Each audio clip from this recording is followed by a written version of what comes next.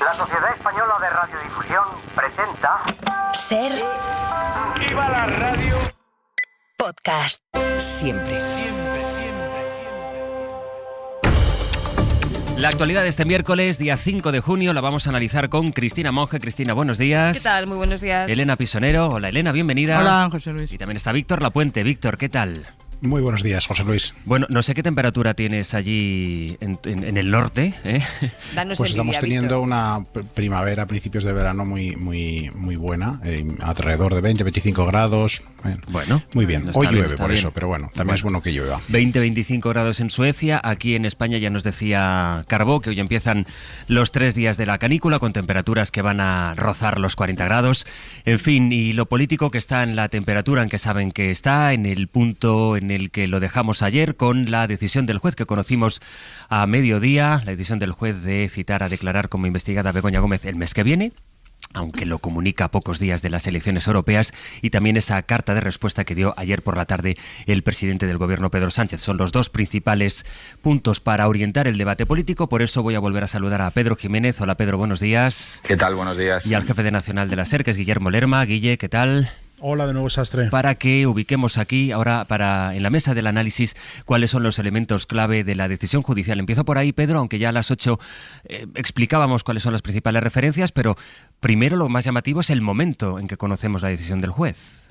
Sí, el juez dice que lo hace para agilizar la investigación, pero no tiene en cuenta los elementos que ya tiene encima de la mesa para tomar esta decisión. El juez Peinado sortea el informe de la UCO, que sostiene que no hay delito y que la denuncia de Manos Limpias se basa en bulos. Dice Juan Carlos Peinado que era un informe preliminar cuando solo existía la denuncia inicial, pero esta prudencia de la que hace ahora gala no la tuvo para llamar investigada a Begoña Gómez desde el primer momento. Además, Sastre responsabiliza al fiscal y al abogado de Gómez de este movimiento. Dice el juez que la fiscalía, con una diligencia inusitada, con una celeridad escasamente frecuente, por no decir nunca conocida, recurría a la apertura de la investigación, y la audiencia le recuerda que apreció indicios de delito. Lo que orilla al juez aquí es el revolcón de la sala, que le conminó a no realizar investigaciones prospectivas y que tumbó 2 de las 3 patas de la denuncia, además de afearle que declarara secreta la causa cuando no había ningún motivo para hacerlo. Y al abogado Antonio Camacho le responsabiliza de dilatar la causa por haber tenido que aplazar las declaraciones de esta semana porque le coincidía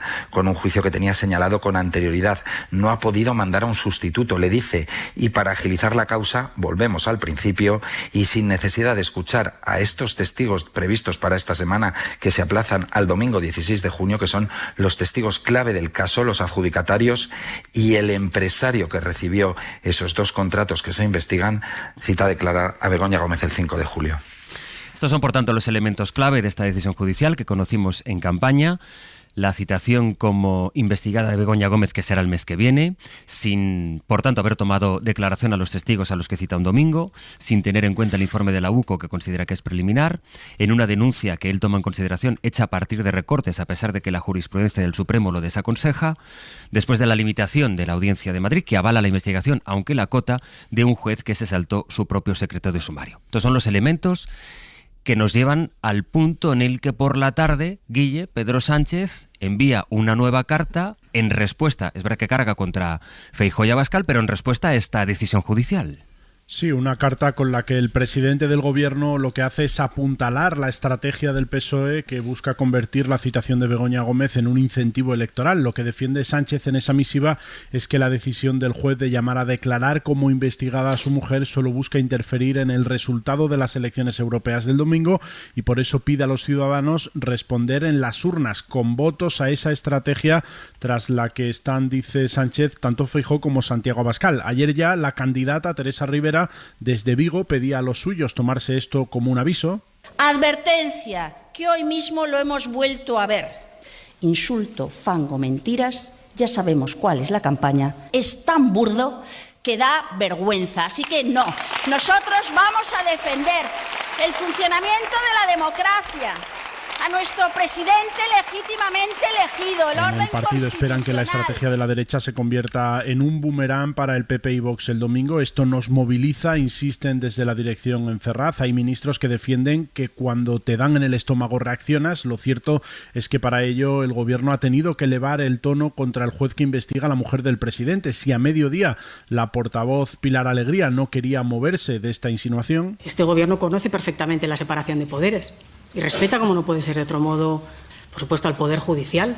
Ahora bien, les traslado mi extrañeza por la casualidad de haber conocido esta información precisamente esta semana. Alegría no iba más allá, pero por la tarde el presidente en su carta de forma abierta sí que cargaba contra el instructor, al que acusa de saltarse una regla no escrita en la práctica jurídica, que es la de no dictar resoluciones que puedan condicionar una campaña electoral.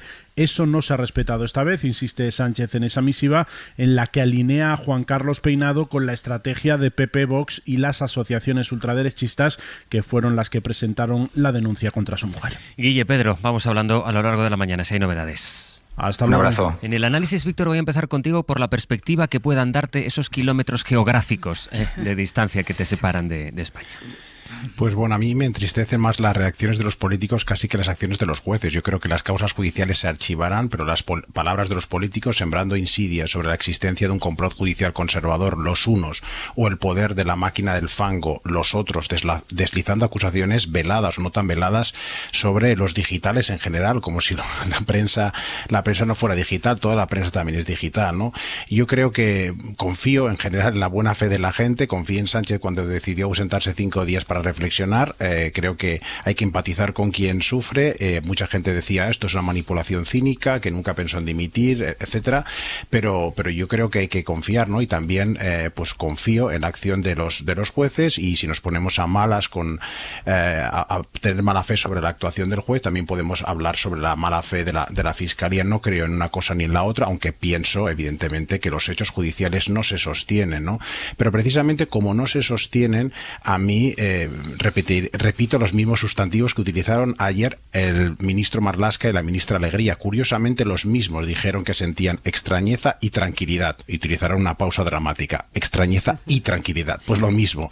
Extrañeza porque creo que los hechos judiciales no se sostienen, y tranquilidad porque creo que no debería, que no hay nada, ¿no? Es prácticamente, bueno, no sé si imposible, pero es muy difícil que se pueda, en general, que se pueda probar el tráfico de influencias, pero en este caso, según el informe de la UCO, prácticamente no existe ninguna evidencia. Hay indicios para seguir investigando, pero ninguna evidencia de una práctica sospechosa. Y la reacción de Pedro Sánchez es comprensible, pero creo que es insuficiente. Yo creo que hay una paradoja en que salgan los ministros utilizando el argumentario quizás de Moncloa para defenderla o para atacar ayer y dar la cara, y no el presidente. Y yo creo que una cosa es pensar que el auto del juez no se sostiene, que yo pienso que no se sostiene, y otra cosa es apoyar la reacción de Sánchez. Yo creo que estamos pasando del presidente del plasma Rajoy al presidente de las cartas Sánchez, y estas epístolas en redes sociales yo creo que tienen una utilidad relativa. El escrutinio público es con ruedas de prensa y dando explicaciones, ¿no? Y eso no quiere decir dar pie a los bulos y a las falsedades, ¿no? Porque creo que la acusación, repito, no se sostiene. Lo digo yo, creo que lo dicen la mayoría de expertos jurídicos, ¿no? Cristina. Bueno, Víctor es que es muy buena gente, entonces piensa que todo el mundo actúa de buena fe, Víctor, y la verdad es que reconforta mucho con la vida escucharte, sobre todo a estas horas de la mañana, ¿no? No, yo en lo básico comparto bastante el análisis, ¿no? Efectivamente, yo creo que los hechos judiciales no se entienden, lo están diciendo hoy todos los expertos. Esa enumeración, esas que hacías, ¿no? De los elementos extraños que hay en lo que ayer conocimos, ¿no? En esa imputación con una fecha para el 5 de julio, bueno, con todo lo que tú has relatado, creo que son elementos suficientes como para pensar que bueno, pues que el juez está queriendo entrar en campaña, ¿no? Como dice hoy buena parte de la prensa, y que está jugando allí un papel bueno, pues que se aleja mucho de lo que se supone que tiene que ser la justicia, la separación de poderes en un Estado democrático. Dicho lo cual, a mí también me preocupa la reacción esta de la política epistolaria en la que estamos entrando. No porque el contenido me parezca mejor o peor, que eso es otro tema, sino porque el contenido lo dice un presidente del gobierno. que no es un cualquiera, ¿no? Es nada menos que el presidente del gobierno. Y sobre todo, y para mí es lo fundamental, porque tiene que tener cauces institucionales para poder decir lo mismo que dijo ayer en la carta. El presidente del gobierno puede convocar una rueda de prensa, ponerse a disposición de todos vosotros, contestar a las preguntas, podría hacer una declaración institucional, puede convocar al Ejecutivo o al Comité Federal de su partido y decir lo que dijo ayer en la carta, y por supuesto que sea recogido por los medios, o incluso no sería ninguna tontería pensar que podría ir al Congreso de los Diputados también y contar estas cosas, ¿no?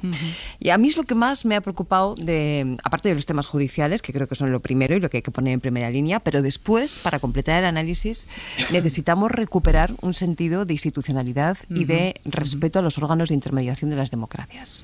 Uno de los problemas fundamentales que tienen las democracias hoy es que nos hemos cargado todos esos órganos de intermediación. Que un presidente del gobierno prefiere escribir nuevamente en Twitter, nuevamente una carta en un folio en blanco, sin ningún tipo de membrete, sin ningún tipo de distintivo institucional, para comunicar a la ciudadanía lo que considera, en vez de acudir a esos cauces institucionales de representación.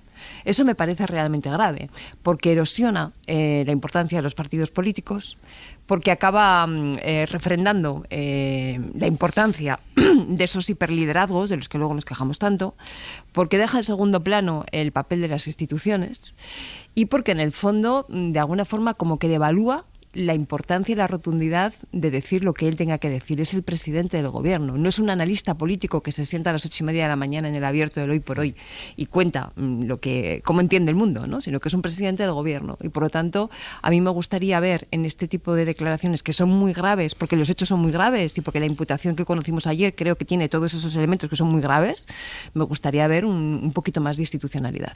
Elena.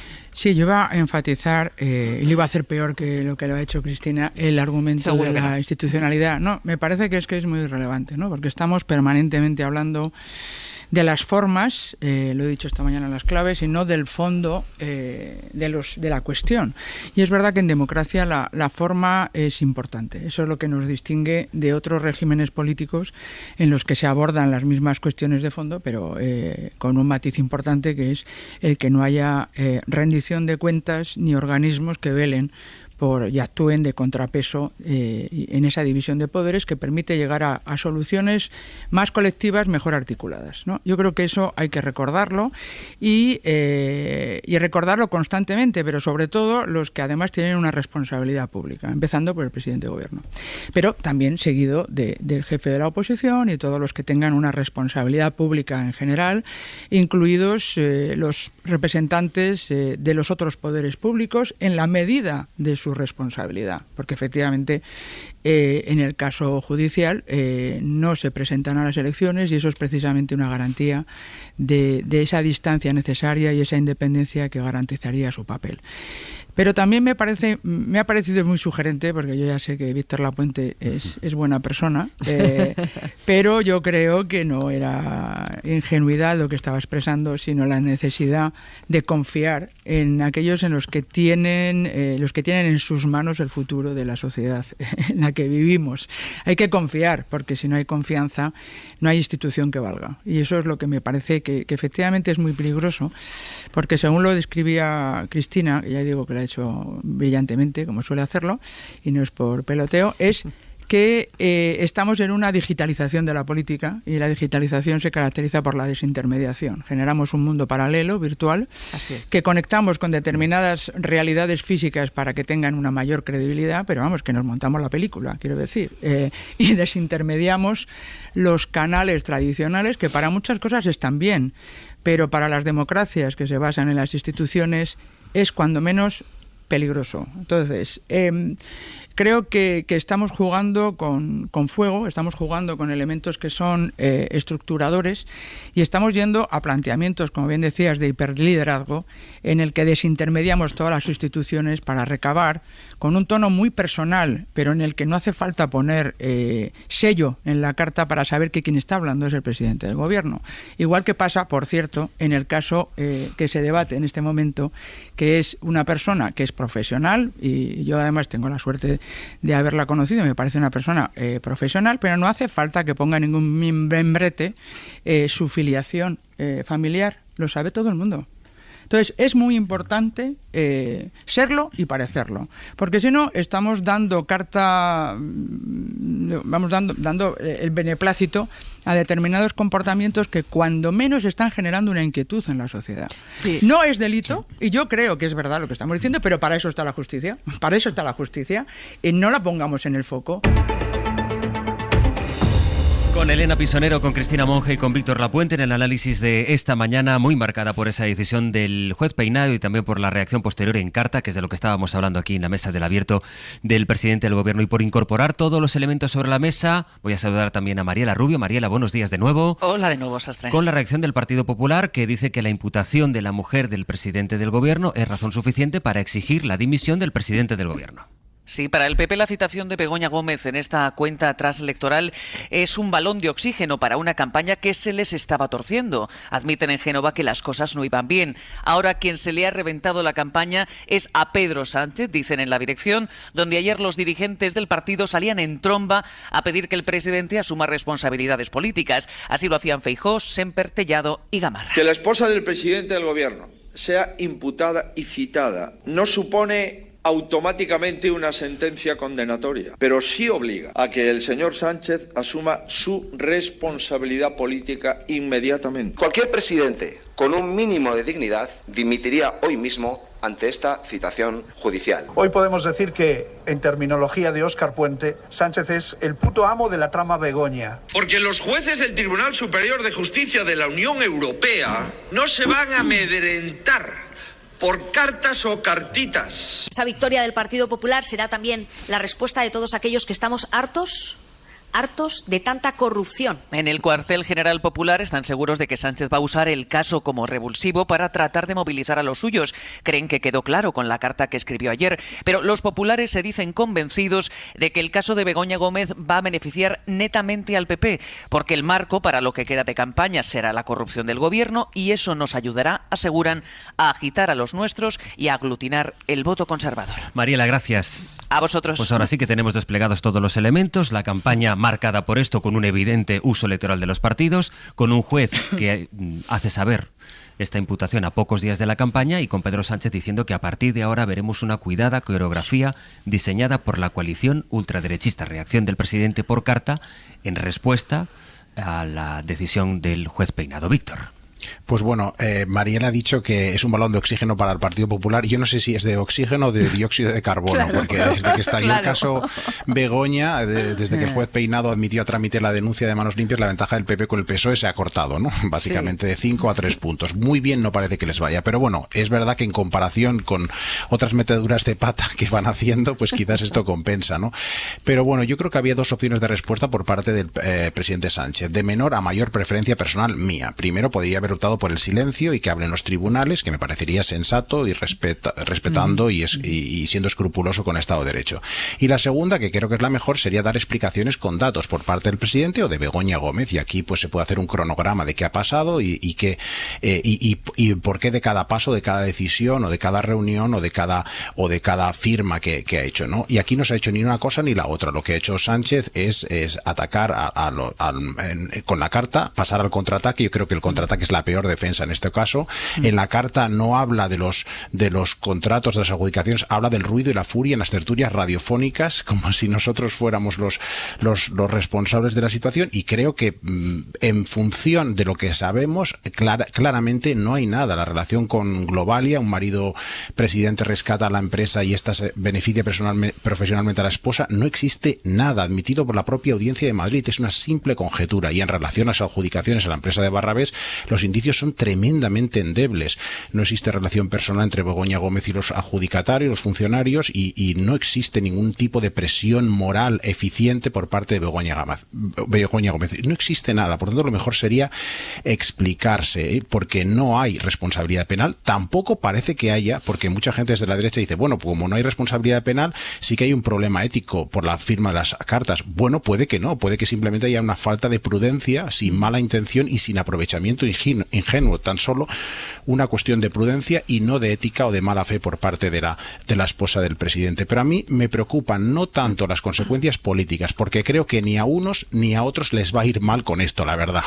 A unos ya les van bien las cartas a la ciudadanía y a los otros las creaciones de comisiones de investigación en todas las cámaras legislativas del país, empezando por la Asamblea de Madrid. Sino para mí las consecuencias negativas van a ser para las miles de personas cuyo trabajo consiste en España en honestamente convocar concursos públicos desde las administraciones y las miles de personas que compiten por ellos desde las empresas y las organizaciones del tercer sector.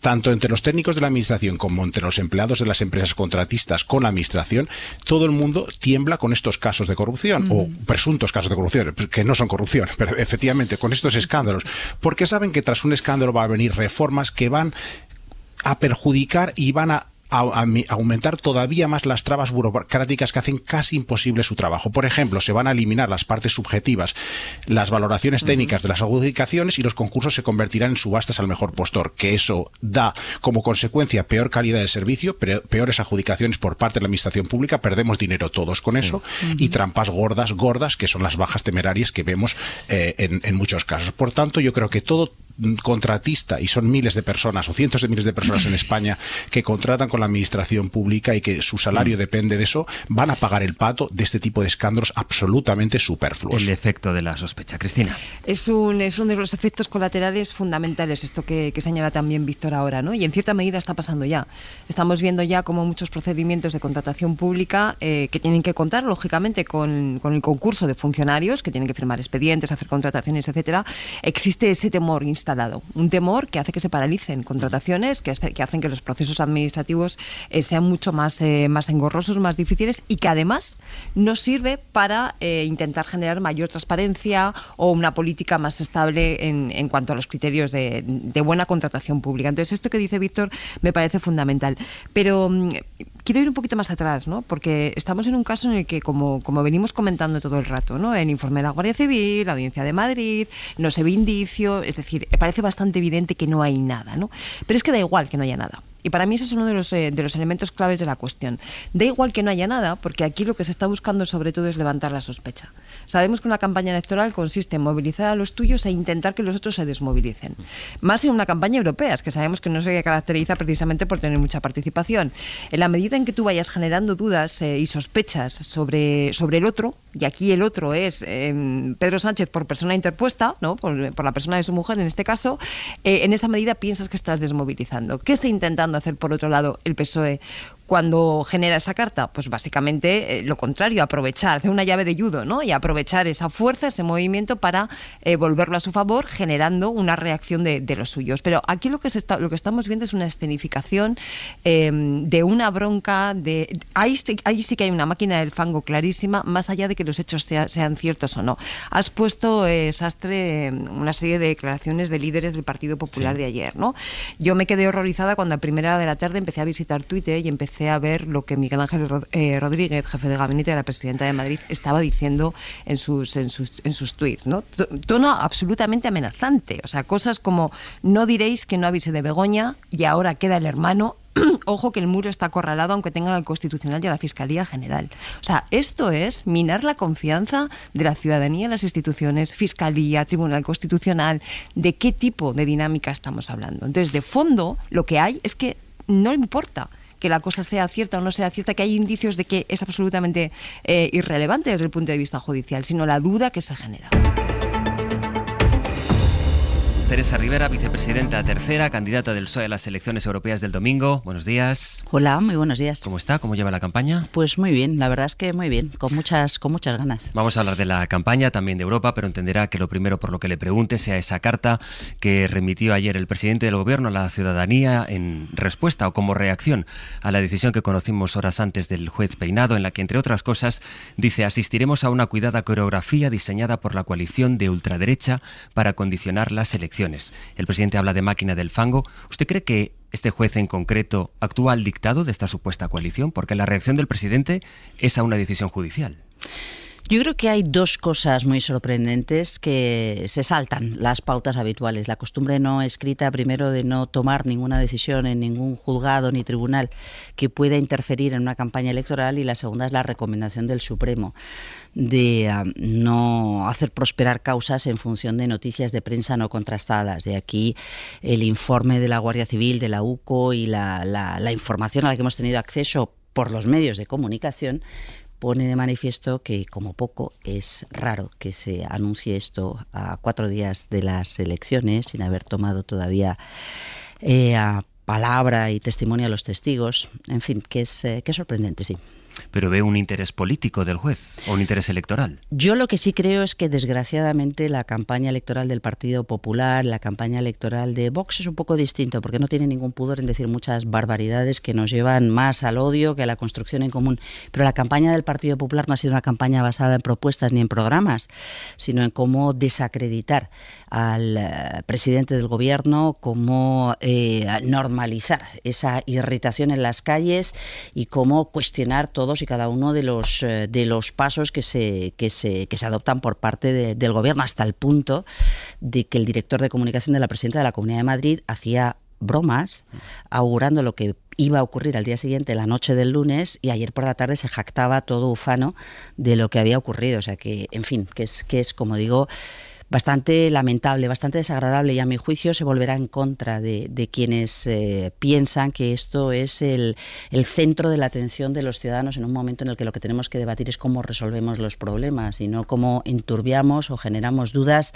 en las instituciones. Creo que no nos lo merecemos, muy honestamente, pero no como Partido Socialista. Creo que la sociedad española no se merece esta campaña constante de cuestionamiento, de irritación, de polarización y de ruido para esconder la realidad, y es que ha habido un resultado electoral distinto al que pensaban. ¿Pero esa campaña usted la atribuye al Partido Popular y a Vox, o la atribuye también a una parte de la justicia en este país? Déjeme incidir en eso, porque la reacción por carta del presidente del gobierno se produce después de una decisión judicial. Por eso le pregunto, ¿esa campaña, esa máquina del fango de la que habla el presidente del gobierno, de la que habla el gobierno, la atribuyen ustedes a la oposición, o creen que hay una parte de la justicia de este país que participa de esa campaña y por eso Sánchez habla de coreografía de una coalición de la ultraderecha?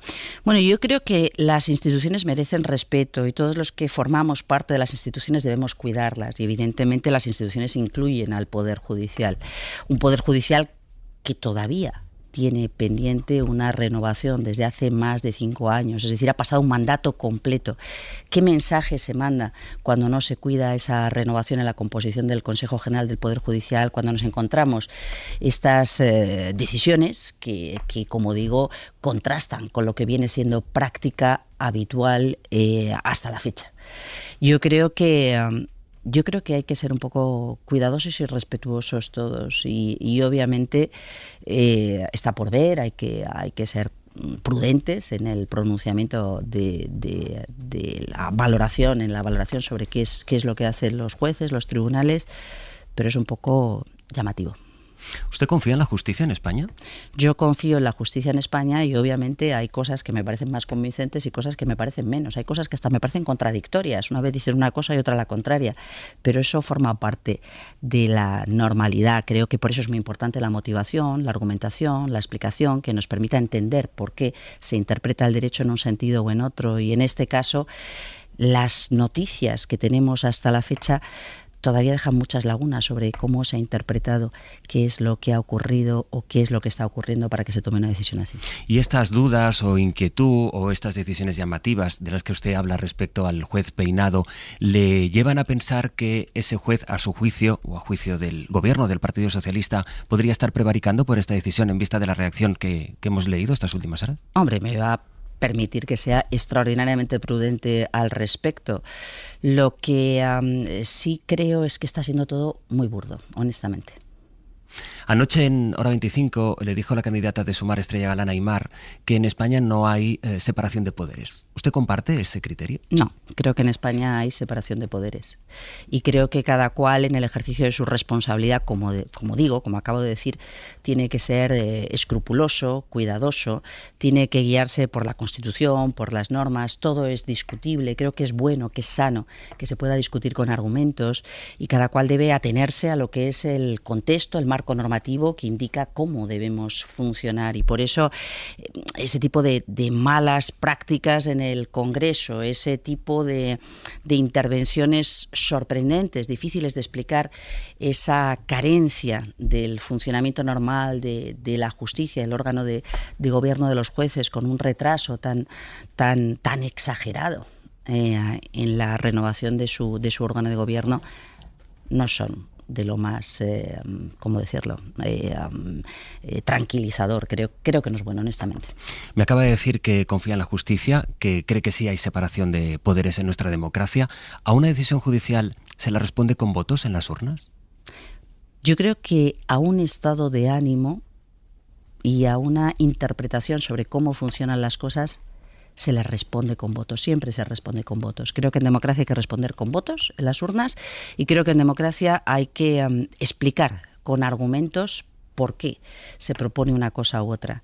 Y me parece que lo que estamos viendo y el ataque, el mensaje más importante que está saliendo de una muy buena parte de la ciudadanía, de esa ciudadanía progresista que se rebela contra esta falta de aceptación del resultado legítimo de las elecciones generales del pasado mes de julio y la conformación de un gobierno respaldado mayoritariamente por el Congreso de los Diputados, se responde en las urnas, claro. Si usted cuando llegue a Europa le preguntan si hay lawfare en España, ¿usted qué contestará en Europa? Yo diré que todo siempre es mejorable y que ciertamente hay cosas que hay que seguir mejorando en este país. Es usted la candidata del Partido Socialista y, sin embargo, da la sensación a veces que quien se presenta es Pedro Sánchez, o que así se hará la lectura. ¿Estas elecciones son de alguna manera también un plebiscito sobre el presidente del gobierno? Mi impresión es que son un plebiscito sobre Núñez Feijóo. O sea que si las elecciones no las gana el PP, habrá cambios en el PP, dice. Como ocurrió antes del verano, en el momento en el que se presumía que iba a haber una victoria arrolladora del Partido Popular, y yo creo que se quedaron muy compungidos por la falta de una mayoría absoluta entre la derecha y la ultraderecha, y yo creo que este es uno de los grandes problemas, el no haber entendido que la alianza con la ultraderecha es algo que el resto de la sociedad democrática española no acaba de entender, de encajar, de preferir claramente. Ahora está cometiendo el mismo error. Pensaban que estaban a 10 puntos de diferencia, que iban a arrollar. De nuevo han coqueteado con la ultraderecha y está por ver qué es lo que ocurre.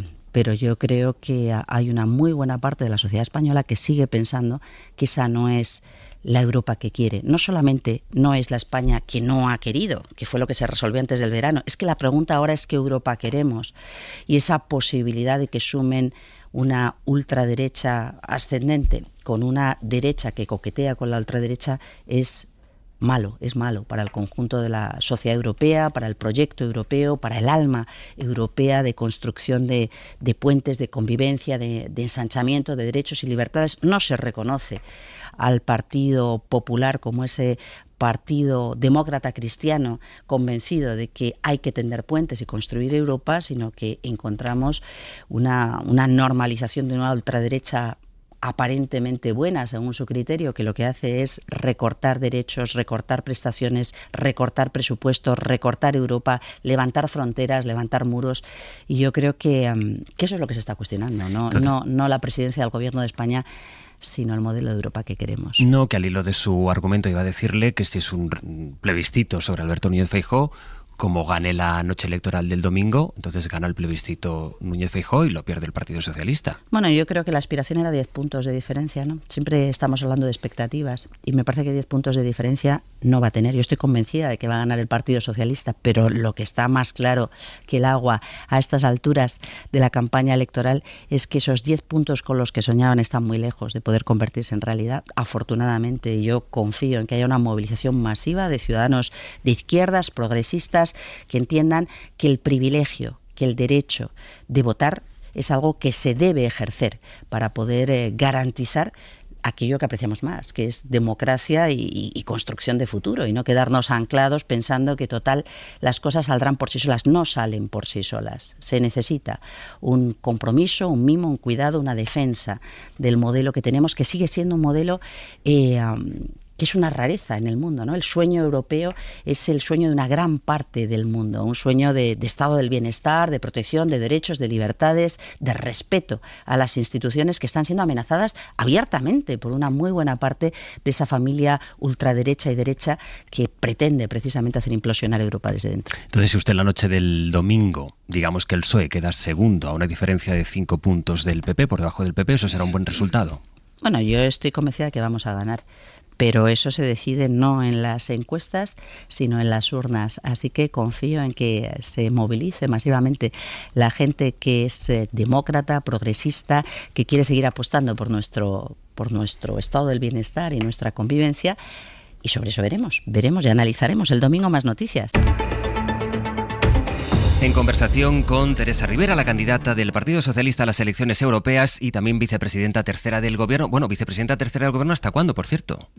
Bueno, pues la idea es que la siguiente etapa sea una etapa de defensa cerrada de los intereses españoles y de los españoles, de la democracia, del progreso, de mirar al futuro, de reforma y renovación, actualización de nuestro sistema productivo y garantía de una más y mejor justicia social. Desde la Comisión Europea, pero vamos a ver, todavía eso es todavía anticipar. No... Exactamente. Yo creo que sería muy bueno que esto se cerrara cuanto antes. Ahora, en función de cuál sea el resultado electoral, será más fácil o menos fácil poder contar con ese consenso entre las distintas familias políticas europeas para que se presente los nombres de quienes pueden desempeñar el liderazgo en las distintas instituciones, empezando por quién va a ser presidente o presidenta de la Comisión, y eso tiene que ser respaldado por el Parlamento Europeo. Ojalá los resultados sean contundentes, claros, europeístas, no antieuropeístas o antidemocracia, sino europeístas, y esa persona pueda pasar por el examen del Parlamento Europeo antes del verano, en el mes de julio, porque yo creo que está el mundo suficientemente complicado como para que cuanto antes haya certidumbre sobre quiénes están al frente de las instituciones y su compromiso con Europa, podamos considerar que es mejor. Me interesa mucho que expliquemos bien eso, señora Rivera, porque es un proceso muy complejo, pero que creo que tiene muchísimo interés. A partir de ahora, una vez se vote, son los gobiernos los que designan a sus candidatos para ocupar un puesto en el Colegio de Comisarios, es decir, a ser los ministros europeos, digamos. Y ya ha dicho el gobierno que usted es su candidata para ser comisaria europea. Ocurre que esta es una decisión que se toma después de una negociación entre países y que luego valida en su caso, y si lo considera, el Parlamento Europeo, que es lo que votamos los ciudadanos. Es muy interesante ese proceso porque es muy complejo, implica mucha llamada de teléfono, mucho despacho, mucha negociación de los gobiernos, pero usted se puede convertir en comisaria de una comisión que, fruto de la negociación entre los gobiernos, tenga también comisarios, y eso es lo que le quiero preguntar, de la extrema derecha, que es lo que está diciendo, en este caso, partidos que son socios, pero a la vez son oposición, como Sumar y Podemos. ¿Puede darse esa circunstancia de que usted acabe convirtiéndose, si es validado por el Parlamento y si da ese fruto a la negociación, en comisaria de una comisión que tenga otros representantes de partidos de la familia de la extrema derecha? He oído esos comentarios y la verdad, es decir, me han sorprendido. Creo que a lo mejor ponen de manifiesto que no hay un entendimiento claro por parte de estas candidatas sobre cómo funcionan las instituciones europeas. Aquí en el Parlamento español también tenemos diputados de la extrema derecha y al revés. Nos pertrechamos para defender el Estado democrático, las libertades, los derechos. Los partidos más a la izquierda no renuncian a sus escaños porque haya diputados de extrema derecha. Lo mismo ocurre en el Parlamento Europeo. Lo mismo ocurre hoy en el Consejo. Cuando los gobiernos nos reunimos, yo tengo colegas en el Consejo de Energía, en el Consejo de Medio Ambiente, que proceden de gobiernos donde la derecha y la ultraderecha gobiernan, y al revés. Yo me considero una persona no solamente extraordinariamente comprometida, sino peleona en la defensa de los principios, de los derechos, del interés de los españoles, que coincide en muchos casos con el interés de los europeos, o en cómo construir consensos para que puedan llegar a coincidir. Y creo que es lo que toca, honestamente. ¿Qué va a hacer España? ¿Renunciar a participar en los consejos de la Unión Europea, renunciar a tener un representante en el Colegio de Comisarios, renunciar a todos los escaños que no sean de derecha o ultraderecha en el Parlamento Europeo. Al contrario, hay que defender, poner pie en pared, explicar, convencer, sea cual sea la configuración de ese Colegio de Comisarios. Sí pienso que hay algo que también es muy importante. A mí, esta idea que tuvo el presidente Pedro Sánchez, que ya lo hizo con Josep Borrell en las elecciones anteriores, de decir, yo quiero que la idea que proyecte sobre cómo construir Europa esté representada por la persona que considero que va a defender Europa en el Colegio de Comisarios. En la ocasión anterior con Josep Borrell, en esta ocasión conmigo, como cabezas de lista, que es el modo en el que los votantes pueden expresar sus preferencias. Esto no es muy habitual. Lo normal es que no sepamos quiénes van a ser los candidatos de los gobiernos a formar parte de la comisión. Y creo que lo que se quiere mostrar es precisamente eso, la convicción, el compromiso de dar la batalla por los valores democráticos, por la convivencia, por más derechos, más libertades, por la construcción de una agenda económica y de reducción de desigualdades sobre la base de la combinación correcta de la agenda verde con la agenda social. En el fondo, los problemas no desaparecen porque no nos gusten. No podemos tolerar un negacionismo que dice no existe el problema o niego las soluciones. Al contrario, habrá que dar las batallas con honestidad y transparencia. Pero ¿qué ocurre? Imagínese que usted se acaba convirtiendo en comisaria de energía y tiene otra comisaria u otro comisario que es de una familia política de la extrema derecha, negacionista. ¿Cómo se puede implantar una política que vaya en el sentido en el que usted propugna si tiene en el mismo Colegio de Comisarios compañera en el gobierno europeo, digamos, a una persona que piensa exactamente lo contrario? Bueno, esto ya lo he tenido en el Consejo de Energía y en el Consejo de Medio Ambiente. Y la verdad, creo que hay muy pocas batallas que yo haya perdido. Al contrario, me parece que con todas las herramientas que nos da la democracia, debemos seguir luchando por más democracia y debemos seguir explicando por qué ese negacionismo o esa voluntad de excluir o esa xenofobia no es la solución a los problemas. Negar los problemas jamás ha sido una buena receta para resolverlos. Por tanto, al revés, yo creo que lo que se pretende mostrar es que tengo el inmenso privilegio, el inmenso honor de defender una candidatura comprometida y peleona con aquello que sabemos que va a ser importante. Cómo afrontar los grandes desafíos en el mundo. Estamos llenos de problemas en el mundo en este momento, de violencia y conflictos como nunca desde hace mucho tiempo, cuestionándose el orden internacional basado en reglas, los derechos humanos, pero también la manera en la que pueden ganar espacio las democracias, las libertades. Yo creo que hay una tentación de desestabilizar esas democracias a través de la desinformación en redes, esos modelos autocráticos que se dicen ser mucho más eficaces en la resolución de los problemas, pero que generan muchos más problemas de convivencia con el tiempo. Así que yo diría que al contrario, que es una buena cosa el poder contar con personas, ojalá tenga otros muchos compañeros en el Colegio de Comisarios tan convencidos, tan comprometidos, tan europeístas como yo misma me siento.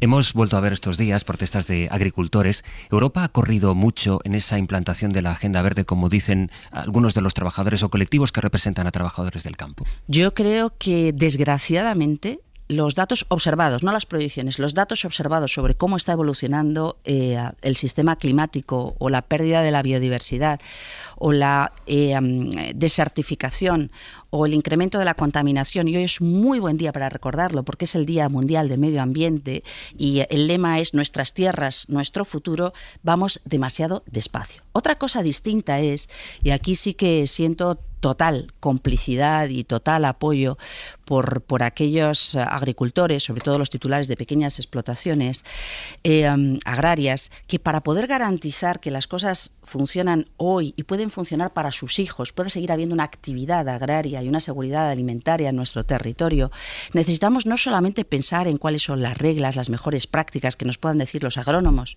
sino también acompañar a las personas. Esto de cambiar prácticas agrarias, cambiar la manera en la que cuidamos la tierra, sustituir esa defensa de productividad por encima de todo por un equilibrio en el que se retribuya también ese papel de equilibrio, rellenar burocracias y papeles o pensar la manera en la que se externalizan ese mismo tipo de reglas a los países que tienen interés en participar en el mercado europeo, merece no solamente toda la confianza, sino merece todo el diálogo. Y a mí me consta que mi compañero, el ministro Luis Planas, mantiene un diálogo muy fluido con los agricultores. También deben hacer hacerlo las comunidades autónomas, que están en condiciones de ejercer sus responsabilidades en materia de agricultura acompañando a las personas. También lo debe hacer Bruselas. Reforzar ese diálogo me parece capital. Negar los problemas ambientales o decir que retrasamos la solución creo que es muy pernicioso. El problema de los agricultores españoles es la sequía. Por tanto, ¿cómo vamos a dejar de invertir en una agenda verde que proporcione seguridad hídrica a los agricultores? Sería horrible. Yo creo que, además de eso, habrá que pensar qué ocurre con el relevo generacional o con las condiciones de vida del campo, ¿no? Del análisis del escenario político al que nos abocan los sondeos y que predicen ese auge en la extrema derecha, ¿usted qué explicación le da a ese auge de la extrema derecha? ¿Qué han hecho mal las socialdemocracias o la democracia cristiana en Europa para que vayamos a un escenario en el que, bueno, y ocurre también, los sondeos dicen que Vox de sacar 4 diputados puede sacar 8 o 7 este próximo domingo? ¿Qué ha fallado desde el punto de vista de las políticas que se han implementado hasta ahora? Yo creo que hay varias cosas. Primero, la solución a la crisis anterior, esos hombres de negro con tijeras y con una especie de moralina hacia el sur de Europa, ha sido una máquina de fabricar populismo. La gente sintió que las instituciones le fallaban, que el Estado le fallaba, que estaba abandonado por todo. Yo creo que eso es malo. Hay un voto que no necesariamente se vincula a postulados más conservadores, pero sí a la indignación de pensar que el sistema se olvida de ellos. Esa es una primera reflexión. La segunda es que yo creo que están cambiando demasiadas cosas demasiado rápido y eso no es algo que se pueda evitar. Antes hablaba del cambio climático, es obvio, está cambiando rapidísimo y esto no va a esperar porque haya elecciones o porque nos vaya mal o porque al Partido Popular no le convenga en este momento el cambio climático. Pues claro, no nos conviene a ninguno, pero hay que afrontarlo de frente, hay que pensar cómo tomamos las decisiones para que de alguna manera en la transformación de nuestro modelo productivo tengamos en cuenta primero a las personas, cómo les puede afectar en su empleo, en el consumo, en la garantía de servicios básicos, pero además generando oportunidades de nuevo empleo, de nueva industria. Yo creo que esto es importantísimo. Si no hay una combinación correcta entre las preocupaciones sociales, la justicia social y los programas de cambio, la gente se siente abandonada. Y creo que ahí hay mucho camino que hacer. Y me parece que esa receta de más recortes, menos presupuesto, más cada cual que se las apañe, es malo. Por eso es una de las cosas, a mi juicio, más perniciosas. Yo creo que cuando oímos esos mensajes populistas de quienes dicen defender a los agricultores o a las personas sin recursos, pero simultáneamente en sus programas lo que dicen es menos Estado, menos servicios, más recortes, menos libertad, están en realidad yendo directamente en contra de su posibilidad de futuro y de mejora. Creo que se necesita mucha pedagogía, pero sobre todo mucha humildad en ese modo de escucha y en esa integración de las preocupaciones sociales. Dos últimas preguntas. ¿Usted observa diferencias entre Meloni y Vox? La verdad que no. Creo que Meloni quizá tiene, porque está ejerciendo una responsabilidad institucional, un tanto más de sentido institucional que la que está demostrando Vox allí donde está presente en las instituciones. Yo oigo cosas de Vox y veo cosas de Vox en las instituciones terribles. Ahora bien, cuando uno repasa qué es lo que ha hecho Meloni, más allá de que va a Bruselas y aparentemente pues es una señora correcta, se da cuenta de que anima a las coacciones en las clínicas abortistas, eliminando las limitaciones y las prohibiciones de ese tipo de coacciones, elimina las partidas presupuestarias destinadas a acompañar a las asociaciones que apoyan a los emigrantes o a las personas más vulnerables del conjunto de la sociedad. Vemos como tiene un discurso extraordinariamente racista, extraordinariamente xenófobo, limita, que creo que es de las cosas más crueles que hemos visto, limita la posibilidad de inscribir en el registro civil a los hijos de parejas homosexuales. Creo que eso es extraordinariamente cruel. Huérfano oficial por manía a las personas LGTBI, es decir, por homofobia. Yo creo que eso es horrible. Y eso para mí no es una ultraderecha buena. Vox aquí ejerce el mismo papel con las mismas proclamas, las mismas soflamas, sin haber sido contrastado en el espacio europeo, que es lo que podría hacer, pero es la única diferencia y espero que no llegue a tener ocasión de poder defender en el ámbito europeo esas proclamas. Señora Rivera, ¿mantiene que lo que comete Israel sobre el pueblo de Gaza es un genocidio? Mantengo que obviamente eso es algo que deben determinar los tribunales, que el Tribunal Penal Internacional, que el Tribunal Internacional de Justicia está avanzando en una dirección que apunta a algo tan doloroso como eso. Mantengo también que desde el punto de vista personal me produce escalofríos, indignación, ver cómo se bombardea a la población civil indefensa y hay más de 35.000 muertos, una inmensa mayoría mujeres y menores de edad. Mantengo que eso es...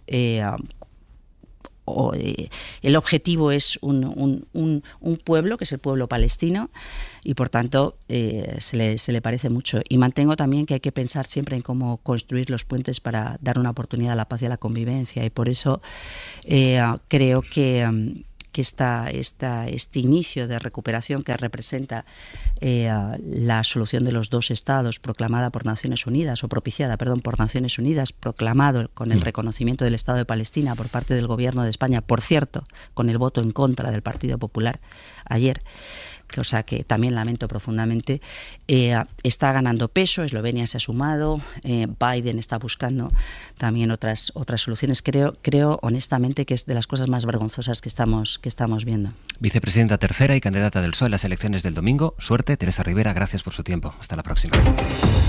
Han estado aquí tomando apuntes Elena Pisenero, Cristina Monge, e intuyo que Víctor Lapuente también en Suecia, escuchando las declaraciones de la candidata socialista, que nos ha dejado una reflexión interesante sobre el clima, sobre la ultraderecha en Europa, que quiero retomar al final, ahora, y como quiera que le debía a la vez todavía a Elena Pisenero en el asunto que nos centraba el debate y también por donde hemos empezado la conversación, la entrevista, con Teresa Rivera. Elena, a partir de esas consideraciones que ella mantiene sobre que le parece llamativo este movimiento del juez Peinado respecto a la mujer del presidente del gobierno. Es que se me agolpan las ideas. Acumula la plancha. Porque además me he sentado en la silla en la que estaba la vicepresidenta y me siento ya investida de futuro, que es el que le deseo, le he dicho, digo, pues empiezo con las no sé preguntas si para votarte, ti, se lo he dicho, vamos a contar lo que decimos fuera de antena. Es verdad, eso le has dicho, Teresa, no sé si votarte, porque es verdad que ha hecho un discurso, y voy a plantearlo así, luego te contesto el tema de la carta, que era importante, que ha sido una entrevista muy interesante, José Luis. Yo creo que realmente hemos ido a cuestiones que son de fondo muy relevantes, de lo que es nuestro marco natural y deseable, natural geográficamente, pero deseable desde un punto de vista de proyecto de sociedad, para nuestro caso, de España, que no puede ser otro que el de Europa, y en esa reivindicación de los principales valores que inspiran el proyecto europeo, que efectivamente es un éxito a nivel global, pero tenemos que creérnoslo y trabajar por ello. Y por eso creo que, lo he dicho sinceramente, si no fuera porque luego hay contradicciones entre lo que defiende para Europa y lo que hace en España, ¿vale? Es decir, hablar de que tenemos que tender puentes, y hay mucho puente en este gobierno, pero al final se dinamita el centro, pues no se compadece con lo que necesitamos hacer en Europa, ¿no? Pero comparto totalmente ese enfoque de necesidad de transformar y de recuperar el centro, que es donde se avanza al final en los proyectos sociales y no en los extremos y en ese populismo que mencionaba, pero que a veces del que adolecen determinados gobiernos, incluido el nuestro. Entonces, volviendo al tema de la carta, sí. Hay una cuestión muy importante que ha mencionado la vicepresidenta, es alegar o aludir a una regla no escrita por el cual la justicia no puede intervenir en campaña. Bueno, no sé si es una regla no escrita, lo que existe es independencia de poderes y tendrá que hacer su proceso con independencia de lo que hemos comentado, pero sí que hay una ley, que es la electoral, que impide utilizar las instituciones para hacer campaña, y no hace falta que cuente más. Pero sí que me parece relevante el enfoque que ha hecho sobre el plebiscito, ¿no? Yo creo que los plebiscitos son malos en democracia. Bueno, habrá referéndums o podemos hacer votaciones, pero no plebiscitos y menos personales, ¿no? Es verdad que Núñez Feijóo lo ha planteado bastante así, son estrategias electorales, pero yo creo que el presidente con su política epistolar y utilizando lo que hemos dicho de la disrupción digital, actúa más como un influencer, buscando followers, seguidores, que apelando al victimismo y a las emociones moviliza bajas pasiones para conseguir más seguidores, con independencia de para qué. Y creo que eso, ese conmigo contra mí, ese plebiscito que están planteando ambos, no es bueno para el conjunto de la sociedad española. Víctor. A mí me ha gustado mucho la candidata a las elecciones, y las reflexiones de la ministra pues quizás me han gustado menos, ¿no? En línea con lo que comenta Elena. Yo creo que hay una regla no escrita, pero también es cuestionable, como decía Elena, sobre si los jueces deben abstenerse de tomar decisiones. Yo no sé si se aplica también a jueces de instrucción o simplemente a instancias superiores, que yo creo que es para lo que la regla esta no escrita estaba no escrita en algún sitio, ¿no? Yo creo que Teresa Rivera ha dicho pues que la democracia es explicar con argumentos, y entonces yo creo que esto es lo que nos falta, que se explique con argumentos qué es lo que ha pasado, ¿no? Dicho esto, yo creo que ha hecho muy buenas propuestas en cuestiones de fondo que nos interesan a todos y que nos importan a todos, porque el domingo nos jugamos todo lo que les preocupa en estos momentos a los oyentes que nos están escuchando: la inflación, la competitividad, el cambio climático, la crisis demográfica, amenazas a la seguridad ciudadana, terrorismo, crimen organizado, pero también la seguridad alimentaria, como ha dicho, ¿no? Y yo creo que ha sido pues yo creo que valiente defendiendo esta proyección que tienen los socialdemócratas, y al mismo tiempo yo creo que el Partido Popular y el Partido Socialista tienen una campaña complicada, porque se tiran los trastos a la cabeza en España, pero colaboran en Europa, y hay un núcleo duro de centro formado por los liberales, por el Partido Popular Europeo de von der Leyen y por los socialdemócratas, que tienen diferencias prácticamente de matiz en casi todo. Por ejemplo, con China, ¿nos vamos a alinear un poquito más con Estados Unidos o tenemos una posición independiente? Ni tan siquiera en la mutualización de la deuda o en otros riesgos colectivos como las vacunas está claro que todos los de derecha quieran menos Europa y todos los de izquierda quieran más Europa. Más bien casi el contrario, porque von der Leyen, siendo de derechas, quería que las vacunas contra la COVID fueran distribuidas por la Comisión Europea. Es decir, yo creo que hay matices, hay diferencias, y yo creo que es importante tener en cuenta, ¿no? Y a mí lo que me preocupa fundamentalmente de estas elecciones, obviamente, es la subida de la extrema derecha, que puede ser primera fuerza en muchos países, Países Bajos, Italia, Francia, y que sobre todo va a ser primera fuerza entre los jóvenes. 1 de cada 5 en Alemania seguramente van a optar por la alternativa por Alemania, 1 de cada 4 en Rumanía, 1 de cada 3 en Francia. Es decir, en rincones muy dispares del continente, ¿no? Yo creo que la candidata socialista ha dicho una cosa muy importante, ¿no? Y esta especie de que los jóvenes creen que las cosas van muy rápido, y creo que la extrema derecha desgraciadamente ha captado bien el ánimo de la juventud. Desde los años 70 o 80 los jóvenes en Europa en general tenían lo que podemos llamar valores posmateriales o valores posmaterialistas más que sus padres, es decir, no se preocupaban tanto del trabajo como del planeta, etcétera, ¿no? Y de las libertades democráticas, no tanto de las cosas, digamos, del comer. Pero ahora los jóvenes se ve un cambio fundamental, sobre todo en Alemania, que es donde está más estudiado, pero también en los países nórdicos y seguramente en España. Los jóvenes se preocupan más por lo que los expertos llaman los valores materiales, ¿no? O las cosas del comer, o en inglés bread and butter, y la economía, la inflación, el paro, y este tipo de cuestiones que hacen que la generación joven sea más pesimista, hace que también sean pues atraídos por los partidos de extrema derecha, que, repito, están creciendo en todos los países, y por tanto no se deben solo a cuestiones puntuales de cada lugar, ¿no? La amnistía en España o la inmigración en Dinamarca. Monge. Yo creo que la semana que viene, además de intentar analizar bien los resultados electorales, sean los que sean, que de momento estamos hablando sobre encuestas, vamos a esperar que se abran las urnas, tendremos también que esforzarnos en entender fenómenos como los que Víctor describe ahora, ¿no? Si se confirman esas cifras que estaban dando, o con los matices que sean, ver el porqué. O sea, a mí yo creo que estamos ya en un momento en el que empieza a ser urgente, muy urgente, el entender el porqué. Y podemos tener intuiciones, y empieza a haber ya estudios de evidencia empírica bastante rigurosa que nos da pistas de por qué esos jóvenes en estos momentos pueden estar optando por fuerzas de ultraderecha. Y eso probablemente es lo más urgente que tenemos que hacer la próxima semana, y lo más importante, ¿no? En este caso coinciden las dos cosas. Pero volviendo al debate de antes, fijaros, yo creo que estamos siendo víctimas de aquello de los que nos quejamos, ¿no?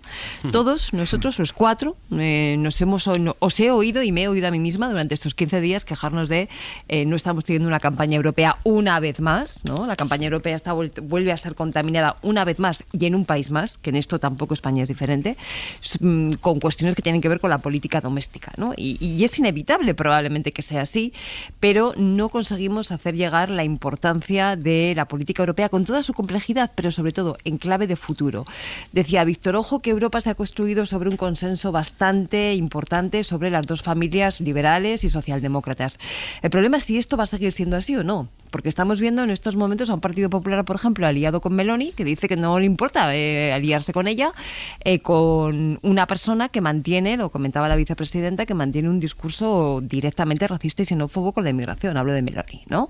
O que, bueno, pues mantiene la posición que tiene, todo lo que se ha dicho antes, ¿no? Con el tema de los abortos, con el tema de las parejas homosexuales, etcétera, etcétera. Eso ya no forma parte del consenso europeo que han ido forjando entre liberales y socialdemócratas. Por lo tanto, yo creo que ese consenso, lo que está en peligro, y a mí me gustaría, y todavía quedan días, quedan poquitos, pero quedan días, me gustaría que esta campaña sirviera para confrontar los modelos de Europa que cada cual propone. Sobre los modelos de Europa, y algo que hemos hablado también al final de la entrevista con Teresa Rivera, ella misma decía que hoy es el Día del Medio Ambiente, y por cierto, déjenme recordarles que pueden escuchar el segundo episodio de Claro que se puede, un podcast de la SER, de SER Podcast, que busca soluciones a los efectos del cambio climático para ahondar en la transición ecológica. Es muy interesante, verán, al hilo de esto que comentaba Monge, porque en este segundo episodio podrán escuchar cómo reducir el consumo de energía en casa y cómo vivir en un entorno más eficiente que nos ayude a pagar menos a final de mes tiene una gran relevancia. Yo pagaba 300 euros de calefacción y desde que se ha hecho la obra, el recibo más grande que he pagado cuando la Filomena, 58. La rehabilitación al final es ponerle un abrigo a los edificios que permitan que no salga ni el frío ni el calor cuando no nos interese que ocurra eso. No hay muchos casos como el del barrio de Orcasitas, donde es un vecino que se alza con el liderazgo del barrio y que transforma un problema en una oportunidad,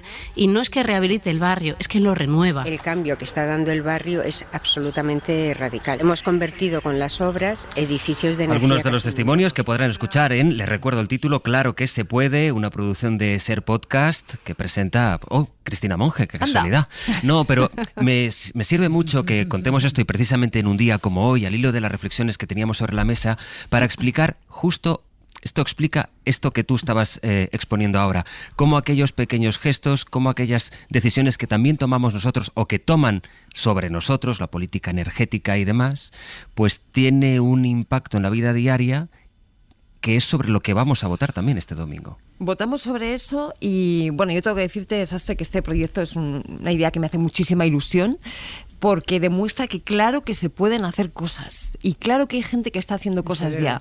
En este capítulo conocemos el caso de Orcasitas, de rehabilitación de edificios y otros casos también, que demuestran que frente a ciertas visiones deterministas, ¿no?, que dicen que ya no hay nada que hacer contra el cambio climático, la ciencia nos está diciendo que estamos todavía a tiempo de parar las peores consecuencias de la crisis climática.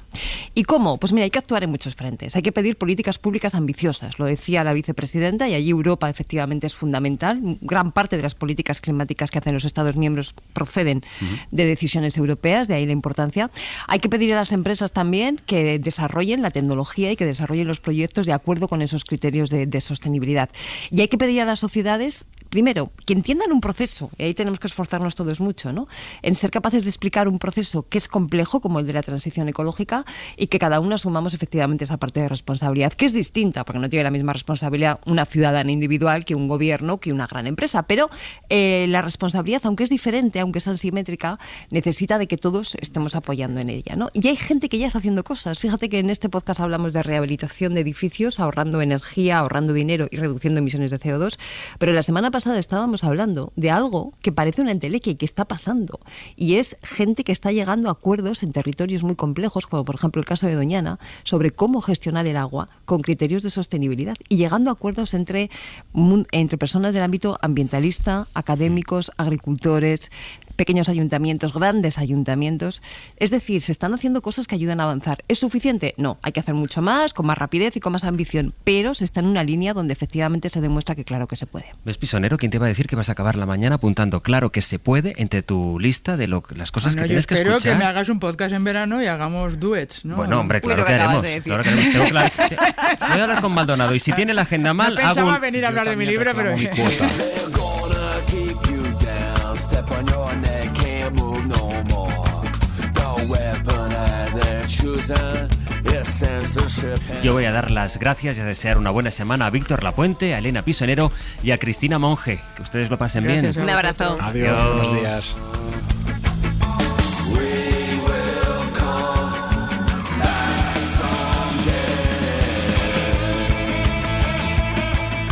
Para no perderte ningún episodio, síguenos en la aplicación o la web de la SER, Podium Podcast o tu plataforma de audio favorita. Cadena SER. La radio.